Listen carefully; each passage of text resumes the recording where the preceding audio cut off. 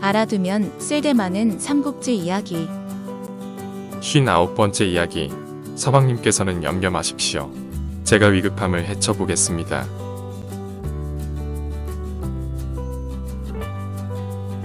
다음날 유비는 교국로를 찾아가 자신의 신변이 위험함을 알리며 걱정하는 말을 넌지시 흘렸습니다. 이에 교국로는 이 일을 오국태부인에게 바로 고했습니다. 오국태부인은 교국로의 이야기를 듣고 유비를 자신의 집에 머물게 하는 한편 혼인 준비를 서둘렀습니다. 얼굴빛이 밝지가 않으니 어인일이요? 저는 태부인 덕택에 서원으로 들어와 편히 지냅니다만 군사들을 밖에 두고 있으니 불편하기 짝이 없습니다.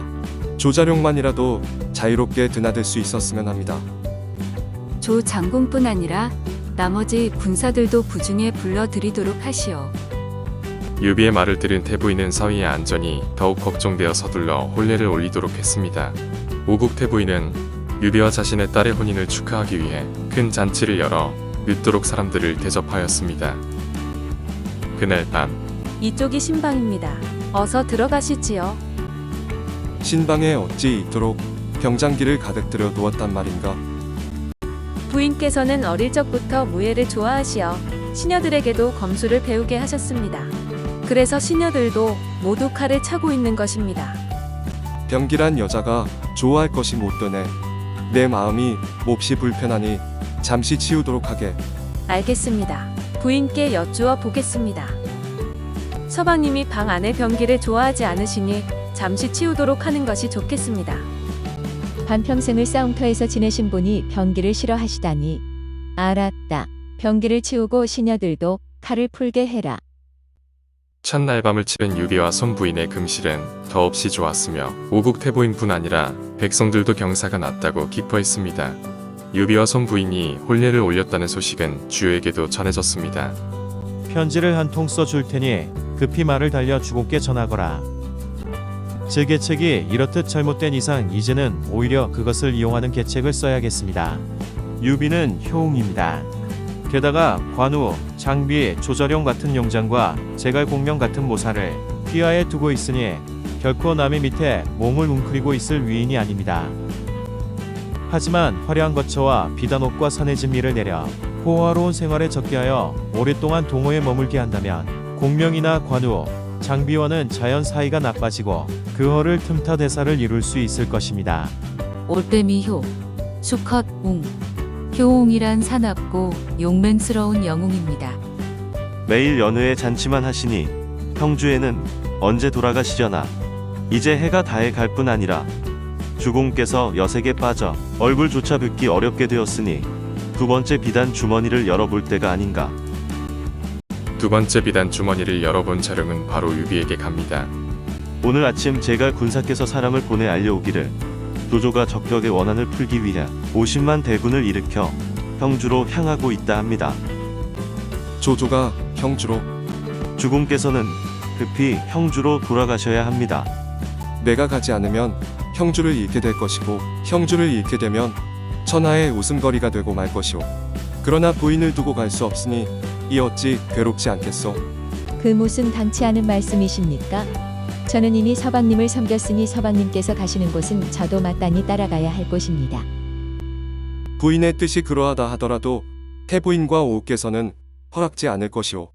부인께서 이 비를 가엽게 여긴다면 부디 나를 보내주시오. 설날 어머님과 오라버님을 뵙고 새해 인사를 드릴 때 강변에 나가 제사를 드릴 수 있도록 허락을 얻어보시지요. 조상을 위해 제사를 드린다면 의심치 않을 것입니다. 허락만 떨어지면 바로 배를 타고 떠나면 되지 않겠습니까? 어머님과 오라버님께 말씀드리지 못하고 떠나는 것이 죄스러우나 달리 방도가 없습니다. 유비는 자룡을 불러 계획을 알리고 돌아갈 채비를 서두르게 했습니다.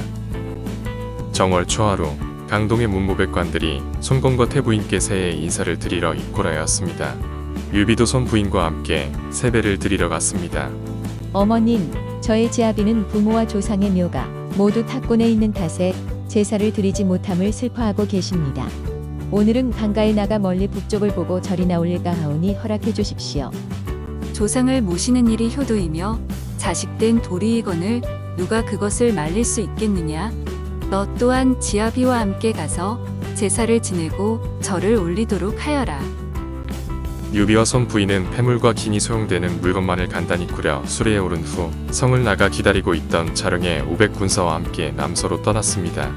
그날 손권은 문무백관과 함께 술을 마시고 크게 취해 관원이 유비가 도망간 사실을 알리려 해도 깨어나지 않았습니다. 다음 날 새벽 유비가 도망간 사실을 알게 된 손권은 크게 화를 내게 됩니다. 손권은 진무와 반장을 불러 유비를 쫓도록 합니다. 그러나 미흡함을 느낀 손권은 다시 장음과 주태를 부릅니다. 장음과 주태, 그대들은 이 칼을 들고 가내 누이와 유비의 목을 베어오라. 영을 어기면 한 칼에 그대들의 목을 베리라. 장음과 주태는 손권의 칼을 받아들고 정예 군사 1,000명을 수습하여 유비를 뒤쫓습니다. 동호를 떠난 유비 일행은 밤새도록 쉬지 않고 형주로 향했습니다. 이런 유비 일행을 주유의 부하, 군사들이 가로막게 됩니다. 주공께서는 너무 염려 마십시오. 제가 떠나올 때 군사께서 계책을 담은 비단 주머니를 3개 주셨습니다. 이제 하나가 남았는데 지금이야말로 마지막 주머니를 열어볼 때인 것 같습니다. 이 글은 주공께서 보셔야 할 것 같습니다. 오우가 부인을 내게 시집 보낸 것은 부인을 미끼로 나를 동호에 잡아두고 형주를 빼앗으려는 계책이었소. 그럼에도 내가 죽음을 무릅쓰고 것은 부인이 남자 이상으로 마음이 넓어 나를 불쌍히 여길 줄 알았기 때문이오. 하지만 어제 오후가 드디어 나를 해치고자 한다기에 하는 수 없이 형주의 일을 핑계로 돌아갈 계책을 삼은 것이오. 다행히 부인이 여기까지 따라와 주었으나 지금은 오후가 군사를 풀어 뒤쫓고 주위의 군사가 앞을 막고 있으니 부인이 나서주지 않는다면 이 어려운 길목을 헤쳐나갈 수 없을 것 같소. 유비는 손 부인을 자신에게 시집 보낸 손권과 주유의 속셈을 알려 손 부인을 화나게 하는 동시에 자신의 애틋한 정을 전해 부인의 마음을 사로잡고자 했던 것입니다. 오라버니가 저를 핏줄로 여기지 않는 이상 제가 무슨 마음으로 그를 다시 만나겠습니까? 서방님께서는 염려하지 마십시오. 제가 나서서 이 위급함을 헤쳐보겠습니다. 칼을 차고 공주 앞에 서 있다니 그대 두 사람은 모반이라도 할 작정인가? 저희들은 다만주 도독의 명을 받들어 이곳에 군사를 머물게 하고 유비가 나타나기를 기다렸을 따름입니다. 그렇다면 조유가 역적놈이 아닌가? 동호가 저를 대접함이 가볍지 않은데 이게 무슨 짓이란 말인가? 이 일은 저희들이 스스로 하는 게 아니라 주 도독의 명에 따른 것뿐입니다. 조유가 제 명령을 어겼다고 너희들을 죽일 수 있다면 나는 조유를 죽일 수 있다는 것을 알지 못하느냐? 어서 수레를 몰아라. 오나라 장수들은 손 부인의 세찬 기세에 눌려 유비 일행을 그냥 보내고 말았습니다. 주의 부하 장수들은 진무와 반장에게 손 부인과 있었던 일을 얘기했습니다. 진무와 반장은 즉시 유비 일행을 추격하여 못 따라잡게 됩니다. 진무와 반장은 또 어인 일로 왔는가? 주공의 명을 받들어 부인과 현덕을 모시러 왔습니다. 나는 이미 황숙에 출가한 몸으로 오늘 떠나는 것은 내가 마땅히 가야 할 곳으로 가는 것이지 사사로이 달아나는 게 아니다. 나는 이미 어머님께 허락까지 받았다. 손 부인의 말씀 잘 알겠습니다. 저희들은 이만 물러가겠습니다. 이어서 장음과 주태가 나타나게 됩니다. 장음과 주태는 손권의 칼을 보이며 유비를 잡고자 결의를 다집니다. 오나라 군사들은 두 갈래로 나뉘어 유비의 뒤를 쫓았습니다. 그때 유비와 손 부인은 시상의 성실을 옆에 끼고 교회를 멀리 돌아 유랑포라고 하는 어촌에 이르렀습니다.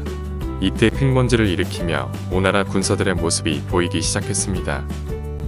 급하게 달아나느라 말과 사람이 모두 지쳤는데 또다시 적병이 쫓아오다니 이곳에서 죽는 수밖에 없단 말인가. 그때 맨 배가 나타나게 됩니다. 주공께서는 빨리 저 배에 올라 건너편 언덕으로 피하신 후 다시 대책을 세우는 것이 좋겠습니다. 유비 일행은 서둘러 배에 올랐습니다. 주공, 어서 오십시오. 제갈량이 여기서 주공을 기다리고 있었습니다. 그러고 보니 사공이나 장사치들 모두 우리 수군이었군요.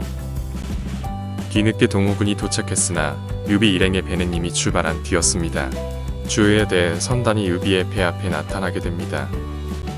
유비 이놈, 절대 형주로 살려보내지 않겠다. 공명, 주유의 배들이 뒤쫓고 있어. 저들은 수전에 능하니 곧 우리와 닿을 것이오. 미리 헤아려 둔 바가 있으니 주공께서는 심려치 않으셔도 되옵니다. 배를 북쪽 언덕에 대라.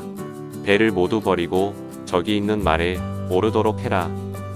말을 타고 도망가는 유비 일행을 주유도 배에서 내려 뒤쫓게 됩니다. 그러나 주유 앞을 관우가 가로막게 됩니다.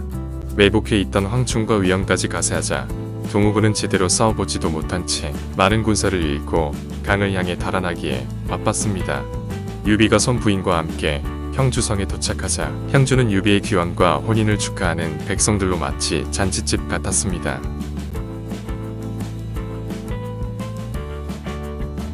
예순 번째 이야기. 주유가 얕은 때를 쓰니 죽을 때가 가까워진 것 같습니다로 이어집니다.